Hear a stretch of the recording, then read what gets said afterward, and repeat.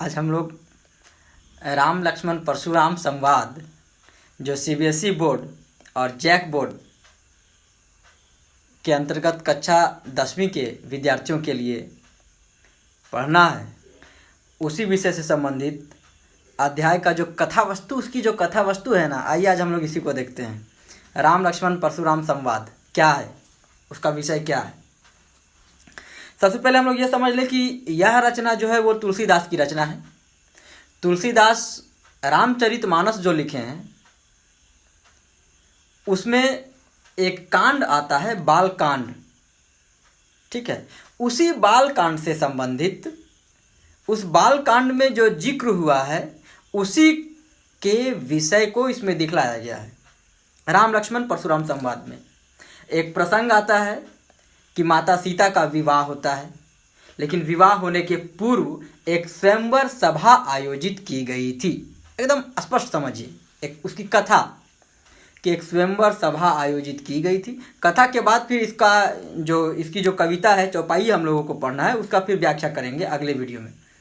तो जो स्वयंवर सभा आयोजित की गई थी उसमें एक विषय रखा गया था कि भगवान शिव का जो धनुष तोड़ देगा उसी के साथ माता सीता का विवाह होगा। और भगवान शिव का धनुष सब कोई तोड़ नहीं सकता है, यह वही तोड़ सकता है जो भगवान शिव की तपस्या करता है और उनसे वरदान प्राप्त कर लेता है। यह वरदान मर्यादा पुरुषोत्तम राम को प्राप्त था। लेकिन इसके पहले परशुराम जो विष्णु के छठे अवतार माने जाते हैं, ब्राह्मण वंश में उनका जन्म हुआ था, उनको भी यह वरदान प्राप्त था कि शिव के धनुष को वह भी तोड़ सकते थे। लेकिन परशुराम को बहुत अभिमान था कि यह वरदान हर किसी को नहीं मिल सकता है और बहुत कठिन तपस्या के बाद मुझे प्राप्त हुआ है और इसे कोई नहीं कर सकता है। प्रसंग ऐसा आता है कि स्वयंवर सभा आयोजित होती है। उस स्वयंवर सभा में ऋषि, महर्षि, देवता, सारे जन समूह लोग इकट्ठे होते हैं, बहुत सारे लोग वहाँ रहते हैं और स्वयंवर सभा का आयोजन होते रहता है।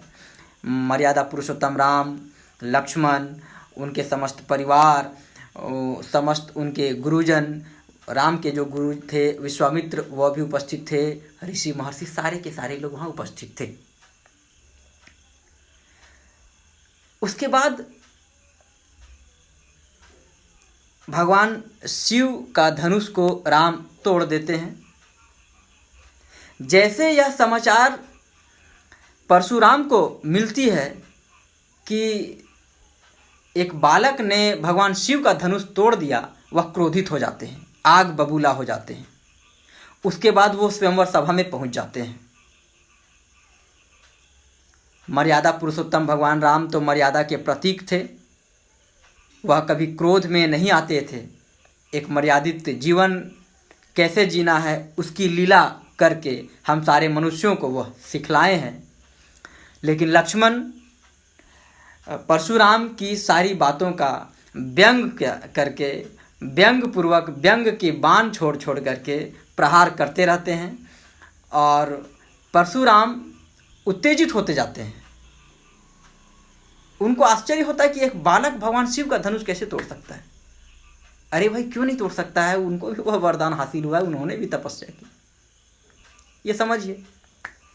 प्रसंग ऐसा आता है फिर कि विश्वामित्र बहुत बार समझाते हैं, मर्यादा पुरुषोत्तम राम विनय करते हैं, उसके बावजूद भी यह नहीं समझते हैं और अंतोगत्वा अंत में परशुराम मर्यादा पुरुषोत्तम की परीक्षा तक ले लेते हैं।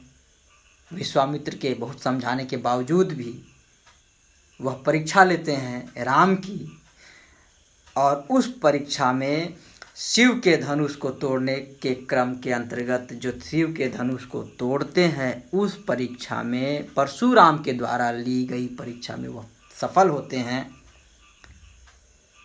और तब जाकर के उनको विश्वास होता है कि हाँ, राम शिव के धनुष को तोड़े हैं। यही इसका मूल विषय है, पूरे कथा वस्तु इसका यही है। इस नेक्स्ट वीडियो में इसको और दिखलाएंगे। थैंक यू, धन्यवाद।